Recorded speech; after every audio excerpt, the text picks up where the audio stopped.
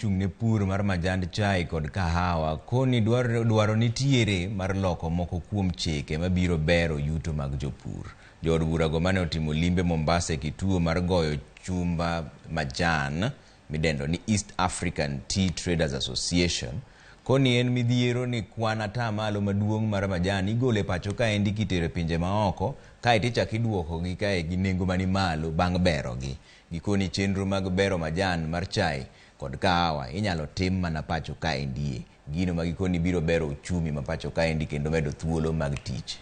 To lobby the executive and the presidency so that we can all agree on a better taxing regime that is going to accommodate more of local value addition and accommodate more players in the industry to create more jobs and to improve the competitiveness of the tea in the, that is going to be available in the market. We will be pushing through the Deputy President of the Republic of Kenya to have this conversation escalated to the head of state so that we make it easy for our dealers to package our coffee and tea right here in Kenya, because it is obvious now that the market is more responsive to packaged tea more than the bulk tea that we export from the auction. And I know we promised guaranteed minimum returns on investment for our coffee and tea.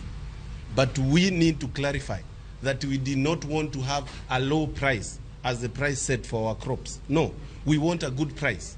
So all stakeholders, we are going to continue engaging, and we are happy to have the leadership of our chair and